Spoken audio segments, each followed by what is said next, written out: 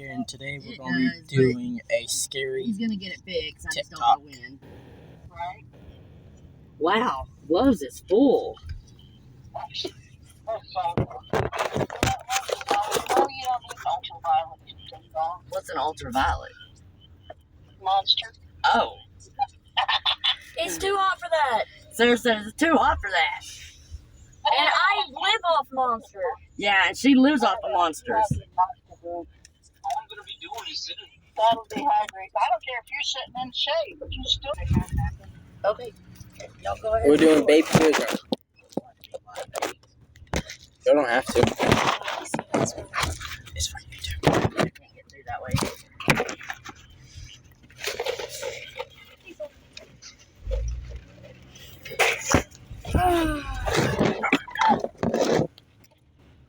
Hey, Getting you another drink. Yeah, I know. sorry about that. Thank y'all. He You're welcome, bud. You The don't person have to I'm bust with it here. busted I don't go his straight to the top. bottom, but I hit it. busted his drink, and we got to worry about that. Now let's get back to the video. I think it's already played. Nope. I love the smell of this. How much was this? I'm recording. It was Eric's.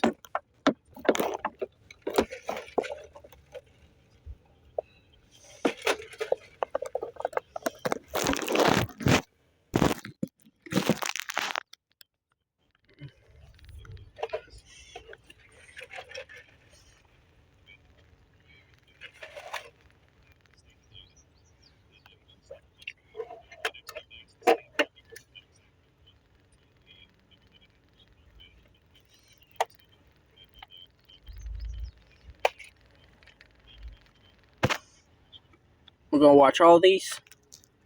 Let's find Baby Air John, part 2. Baby John is crazy.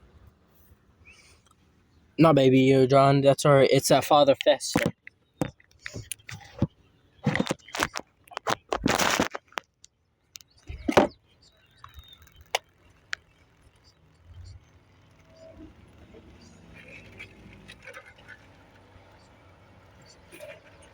Daddy Longlegs. More like Father Longlegs. No, that's Daddy Longlegs, dude.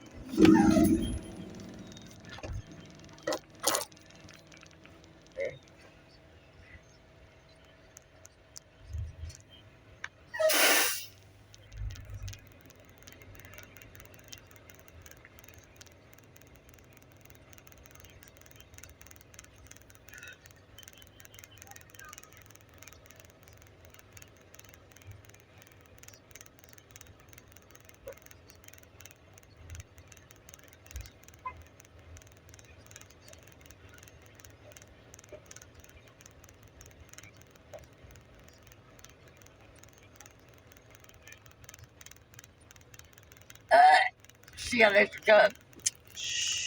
All I said was the cup exploded, and he goes, just go.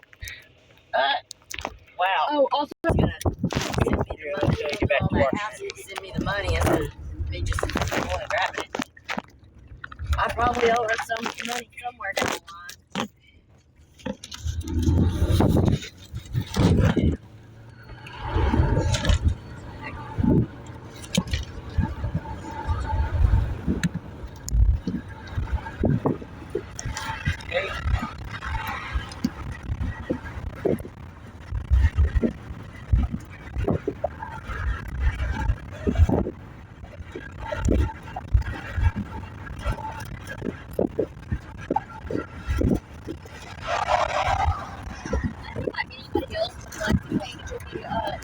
Angel.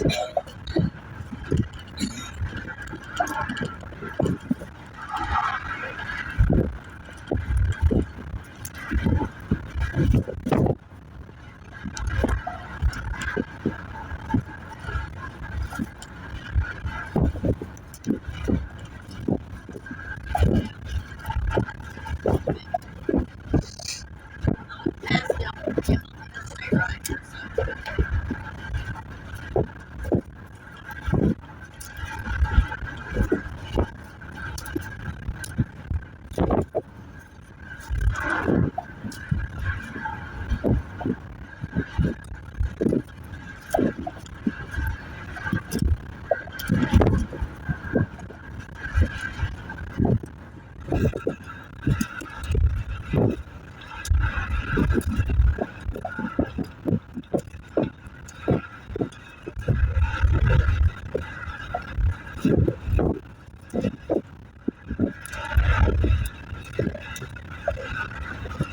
are we going?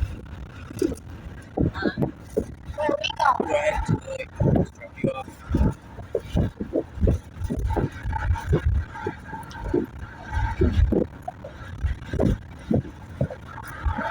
I don't think I want to take a bath in that, you know what?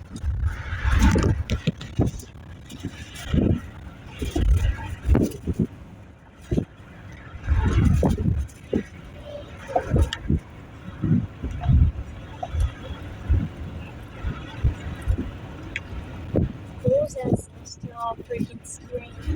No idea, but I don't think I would want to take a bath in a bathtub and sleep in that cabinet after I hear where noise is.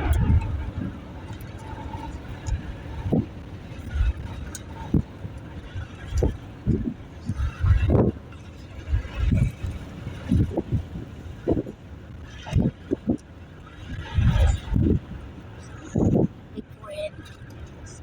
Yeah, big forehead, dude. Bigger than mine. Yeah.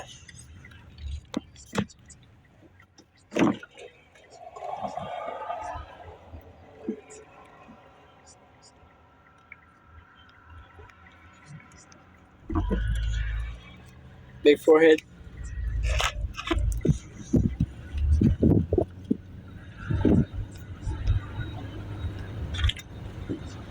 Oh, I need to grab that. It just goes in that little box. It's bananas. Top or bottom? The bottom right there. Underneath that perfume.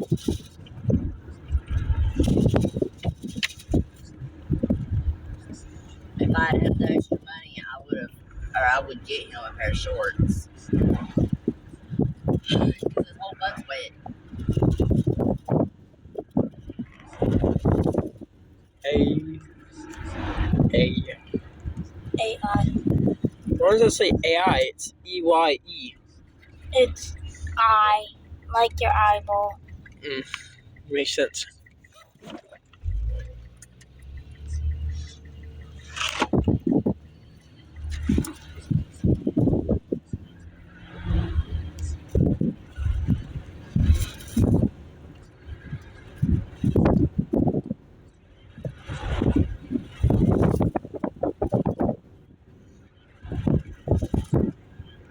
Up no nowhere.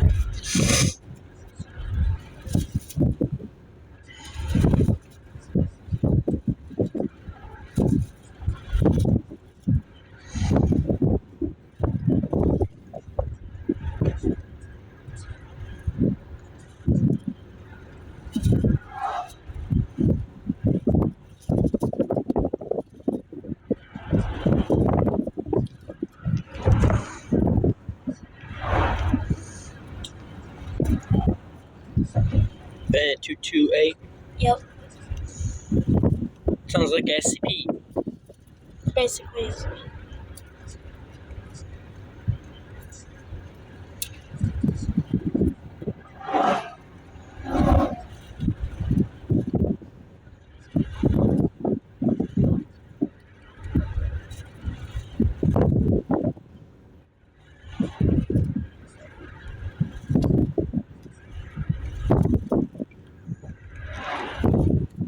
No, POV.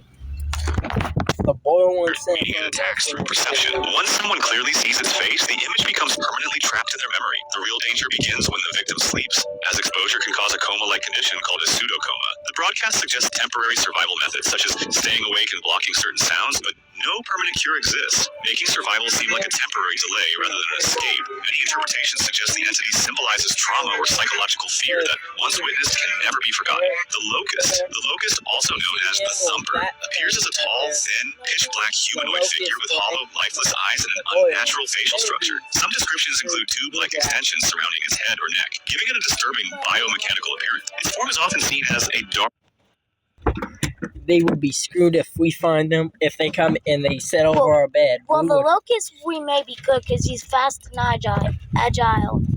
yeah, I mean, you're strong if we're both team. Just trip him. teammates. It's not that hard. No, you trip him, then get up and tie him down. Hog tie.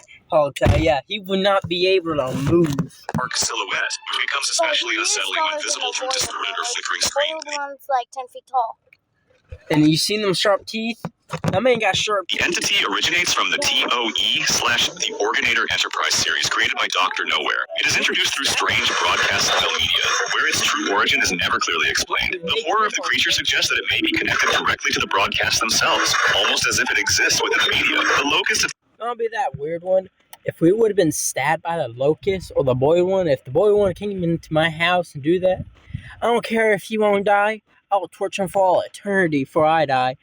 And with the locust, I'll just stab him even more. if he stabs me, I'll stab him in the back. I will do that, yeah. But me and him, But with something else. he would be scared of us because we would, and he'll be running out of the house crying because we'll make him feel uncomfortable. We will be moaning, doing weird crap. I'm not that weird anymore, but me and Bear But if would we make have him to run do away. it, we'll do it. We would do anything to survive, especially that goofy. See, dude, look at that face. I know, it built like a freaking lady, but it looks like a man. attacks by crossing from digital screens into the physical world. It is believed to break through televisions, computers, or other electronic displays. What would you do if he broke through your electronics? I just turned off the TV before he shattered it. Nah, I would let him come to my house purposely, and I'll find something that's his weakest. Not better yet, I will find SCP, the Peanut, or the Shy Guy. I can't remember the number, but I will. SCP-096? That's Shy Guy, right? Yeah, no. Nah, the Invincible Crocodile dude. Oh, crap, you're cooked. He would be cooked. He would be ripped apart before anyone knows it. He would be No, cooked. just pull out a picture of 096, because 096 is practically No. immortal. Dude, I would accidentally look at him and he would rip me apart. Yeah, true. No, just pull it out of your pocket and look at the creature and be like, you see that? You see that? Then all you're going to hear is, More my luck, I would pull out a picture of someone laying down and just looking weird. My luck, I'll pull out one of them and I'll be like, hold on, turn around, grab another picture, turn around, look at it, and it's like, oh, crud. Because I'll be the one getting attacked by Shy Guy. no, just, Is using technology as a gateway. Unlike traditional monsters, it does not rely on physical stalking. Instead, it uses screens as its hunting ground, turning everyday devices into potential entry points. There is no confirmed permanent defense against the locust. The only implied survival I can say one. what? Grab that sucker, do what that one guy does with the cave one of his videos. I don't know his name, but he does these weird YouTube videos. He takes monsters, throw them on his bed, like that one where one horse-like creature broke in his house, started eating his food. He walked downstairs and told him, "Do you pay rent?"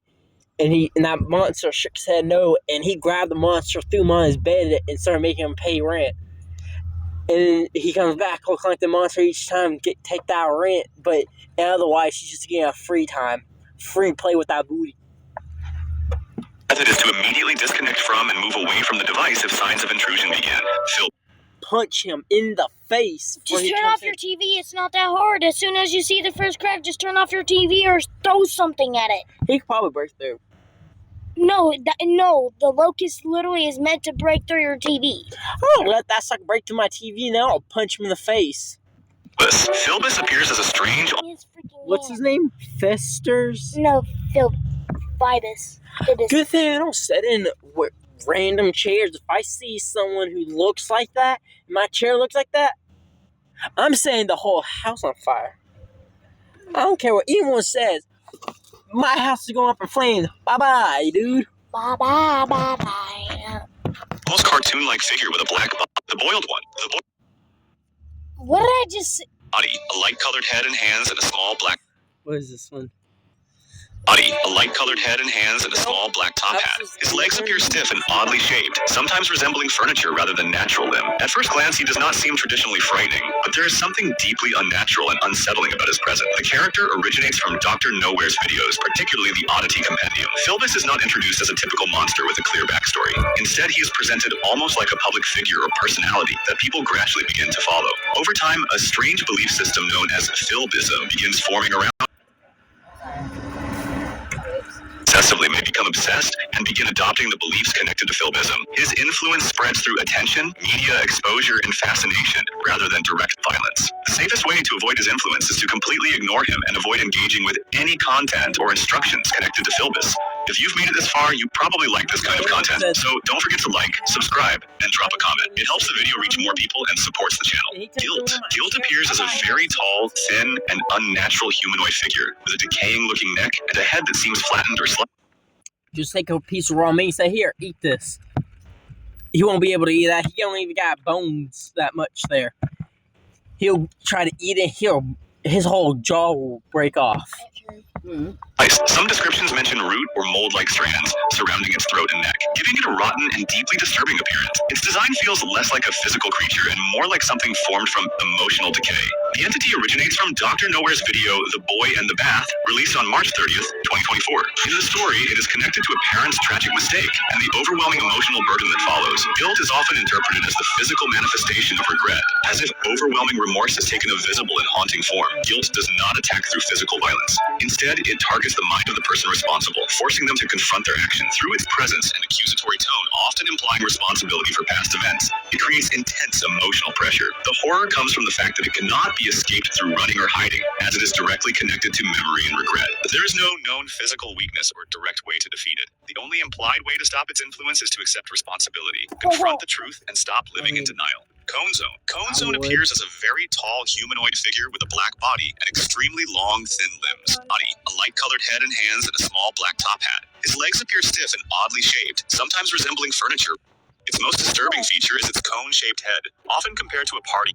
Sorrowful-looking eye. Its simple yet unnatural proportions create a deeply unsettling presence. The entity is presented in Dr. Nowhere's universe as a rare anomaly, sometimes described as a 0.001% phenomenon, often connected to psychiatric ward admission. It is treated more like a documented case file event rather than a traditional creature, and its true origin is never explained. Cone Zone is primarily a psychological threat. It may appear calm or even harmless at first, but interacting with it can lead to mental instability or loss of control. The danger increases the more attention or focus it receives. The only suggested way to survive is to avoid engagement entirely. Do not stare, communicate, or remain near it. Distancing yourself and staying mentally grounded is considered the only protection, and sightings are described as extremely rare and deeply unlucky. Anklager. Anklager is often described in fan interpretations as a tall humanoid figure with a dark, robe-like body. Its most striking feature is its head, which resembles a bright sun or starburst with a single large eye at the center. The contrast between the glowing head and shadowy body creates a symbolic and unsettling appearance. The character became popular within the Dr. Nowhere community, but it is important to note that the creator has stated Anklager, sometimes called Sun People, is not officially canon. The entity mainly exists through fan discussions, theories, and interpretations rather than confirmed story material. According to community descriptions, Anklager is not a physical attacker. It is believed to represent accusation and judgment, appearing when someone has committed wrongdoing and forcing them to confront their action. However, this behavior is based on fan lore and has not been officially confirmed. Since Anklager is not part of the official canon, there are no confirmed survival rules or documented behavior. It is generally understood as a community-created myth that exists alongside the Dr. Nowhere universe rather than within its official storyline. Fleshbed. Fleshbeds appear as living, organic creatures that closely resemble ordinary mattresses while in hibernation. At first glance, they look completely normal, blending perfectly into indoor environment. When active, they reveal their its most disturbing feature is its cone nature as biological predators shaped like a guy, but in that case, yeah, the bed's going up in flames. I don't care. And if I ever see like a freaking tiny old freaking eye shaped with a big old freaking smile on my bed, I'm gonna be like, no, get out of my house, or else I'm just gonna flip it over. It's not that hard. Take a katana or machete, a katana, stick that sucker in the ground, or get some bars and put in that ground. Make that thing wish he was never in your house. Make him scared. Jump on that bed, take TVs or whatever's heavy Russian enough. roulette. Except for you just point the gun at them and go. Nah, everything's heavy, throw it on that bed. He will kill Just stick- himself, ju- or ju- he'll Just stick your despawn. fridge on it. Just stick your fridge on it. Jump on it with your fridge on it. He will wish we're never there, and then he'll disappear in the dark for good, and we'll never come back. He'll be scared and traumatized because you will be breaking the bed in with a refrigerator and a piano. My luck, I'll have a piano, guitar. He comes out from underneath the bed, guitar smash, bling. And then if he still's not gone, I'm gonna take a whole bus, throw it through my window on my bed. That's the Last of Us house. Left for Dead. Beds, making their disguise deeply disturbing and unnatural. They are introduced in the Oddity Compendium, ENST1, within the Dr. Nowhere universe, and are described as a parasitic, subhuman species. Instead of openly hunting like traditional monsters, they survive by hiding inside human spaces, using everyday household objects as camouflage. Flesh beds attack through deception and patience. They remain still, waiting for someone to sit or lie down on them once a victim. Made out of flesh. Then if I would feel like a flesh on my back, I'm There's biological predators shaped like beds.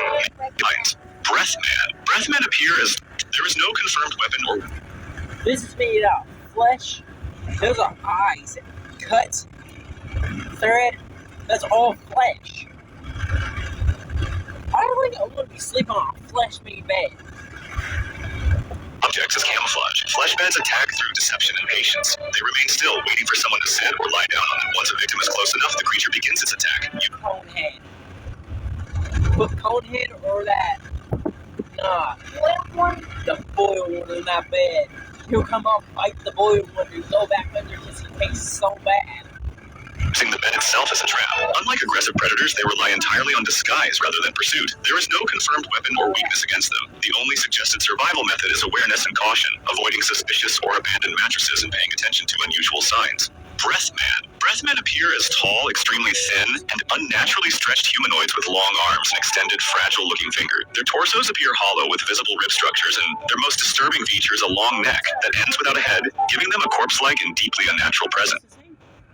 Breathe, man. Breathe me. They are introduced in the Oddity Compendium and are said to originate from a place called the Headless Macrocosm, a world nearly identical to Earth except that all humans are replaced by breathmen. The phenomenon is believed to be connected to dreams, with reports suggesting that people may reach or witness this world after dreaming about it. Breathmen are described as blind and deaf, sensing their surroundings through movement and presence rather than sight or sound. They are often portrayed as constantly struggling to breathe and are rumored to silently observe sleeping humans. Some reports suggest victims may be found headless, making their threat both physical and psychological. The implied way to survive is to remain completely still, avoid making noise, and prevent interaction. Since their presence is linked to dreams, staying awake after experiencing visions of their world is considered important, as movement or sound increases the risk of being detected. If you enjoyed this video, make sure to like and subscribe. It really motivates me to create more interesting and scary content for you. Also, tell me. My brain is twisted, messed up. He won't want my brain on my head. He gets my head put on. He'll deal with how bad I am autistic. He will be screaming, I don't want this autistic brain no more. Get out. In the comments which creature or horror topic you want to see in the next video. Stay safe, and I'll see you in the next one. True nature is Want to try it too? Tiana. One night, a young man was walking home through a forest when he heard a baby crying in the dark. Following the sound, he found an infant lying beneath a tree, wrapped in a dirty cloth. Feeling sorry for it, he picked it up. Instantly, the crying stopped. The baby slowly looked up at him. Its eyes were completely black. Then its Who's in a mood to play football with a baby? Especially if one looks like a half demon. Bye-bye. I can make 10 points on kicking you through a field goal. Blue for 2. Blue for 2. No, POV if you miss a field goal, but he hits his head on the ball. I wouldn't care if he hits his head on the bar. You see how ugly that baby is? That's not even a baby. He'd be like Megamind, but 2.0. Megamind 2.0. No, that's sorry. That's Megamind 3.0. No, POV, no. Say. I forgot what I was actually gonna say though. Well, I'll make a 10-pointer because I'll make sure that baby, that thing, whatever it is, will have brain damage for the rest of his life. stretched impossibly wide, revealing rows of sharp teeth. Before the man could react, the creature transformed to suddenly stopped. The next morning, villagers found torn pieces of clothing beneath the tree. The man was never seen again. The Tianak appears as a crying The man. Then just drop kick the baby as soon as it turns into a demon. Well, you're about to find out one reason why I don't trust screams. infant abandoned in the wilderness. However, when someone approaches, it reveals its true form, a demonic creature with black eyes, sharp fangs, razor-like claws, pale skin, and an unnaturally wide mouth. To survive a Tianak encounter, Philippine folklore warns never to approach a crying baby found alone in an isolated place at night. Legends say the cries may be a trap used to lure his next victim. On Tianak, a young man was walking through a forest on his way home when he suddenly heard a baby crying among the trees. The sound seemed very close, but he ignored it and continued walking. Soon, a sweet floral fragrance filled the air. Ahead of him sat a beautiful woman dressed in white, her long black hair covering her face as she quietly cried like a child. Thinking she needed help, the young man cautiously approached her. The crying stopped. Slowly, the woman turned toward him. His blood ran. Pontianak let out a piercing scream. The young man turned and ran, but before he could escape, the creature leaped. Its long sharp claws tore into his body. His screams echoed through the forest before suddenly falling silent. The next morning, villagers found his body beside the path. His internal organs were missing. Pontianak appears as a beautiful woman with long black hair and a white dress. From a distance, she looks harmless, but her true form has pale skin, black eyes, sharp teeth, and long, deadly claws. According to folklore, if you hear a baby crying or smell a sweet floral scent in the darkness, leave immediately. Legends say that when the crying sounds close, the Pontianak is far away. But when it sounds far away, she may already be standing right behind you. Manananggal, a pregnant woman and her husband, lived on the edge of a small Philippine village. For several nights, they heard a strange scratching sound coming from their roof, and every night it grew louder. One evening, they stepped outside to investigate and found something horrifying beside a nearby banana tree. It was the lower half of a woman's body. Then they heard a loud flapping sound overhead. Looking up, they saw a hideous winged Tianak. One night, a young man was walking home through a forest when he heard a baby crying in the dark. Following the sound, he found an infant lying beneath a tree, creature circling above them. Terrified, the husband If I had a wife that was pregnant and that thing was flying around, You can't get it. You can get in the shower. Nana's Yeah, look. steam. flying around in my house, I would not Which I think that's had because it got repeated. my wife outside if that thing started flying around when she was pregnant. Well, you told his wife to run, but it was too late. The Manananggal swooped down and attached itself to the pregnant woman's belly with its long tongue. A scream echoed through the village. The next morning, the wife survived, but according to the old legends, the unborn child did not. The Manananggal is a creature from Philippine folklore that appears as a woman during the day. At night, she separates her upper body from her lower torso and sprouts enormous bat-like wings. She has dark eyes, sharp teeth, and a long tongue used to feed on her victim, especially pregnant women and their unborn children. To survive a Manananggal encounter, folklore says that if you find her abandoned lower body, cover it with salt, garlic, or ash. Legends claim she will be unable to reattach herself before sunrise and will perish. If you've made it this far, you probably like this kind of content. So don't forget to like, subscribe, and drop a comment. It helps the video reach more people and supports the channel. Yara Mayahu. A young traveler was crossing the Australian wilderness when night began to fall. Tired and thirsty, he found a massive fig tree and sat beneath it to rest. As he sat there, he heard something moving among the branches above him. He looked up. Nothing. Then a drop of red liquid landed on his face. Suddenly, a small crimson figure appeared among the leaves. Its round black eyes stared directly at him. Before he could react, the creature dropped from the tree and landed silently on his chest. The traveler tried to swim it back. The creature pressed its suction-covered hands against his skin. His body instantly felt weak. Every second he drank, he would drain away. Then the creature we'll finish this video and then we'll end the videos. opened its enormous mouth and swallowed him whole. No one ever saw the young traveler again. The Yara Maihahu is a small red creature with a round body, large black eyes, and a huge mouth. Instead of claws, it has strange suckers on its hands and feet that drain the strength of its victim. It is often said to hide high in fig trees, waiting silently for someone to rest beneath them. To survive a Yara Maihahu encounter, Aboriginal folklore warns never to rest beneath a fig tree in isolated wilderness. Legends say that if you spot a small red figure watching you from the branches above, it may already be too late. Baba Yaga, an obedient boy, was sent into the forest to gather fruits before sunset. As he picked fruits, he noticed that the deeper he went, the more fruit he found. Well, if you liked the video, make sure you like and subscribe, hit that notification button. Do you have anything to say? No. Make sure you like and subscribe to Barrett's channel. See you guys later. Cowboy38 signing out.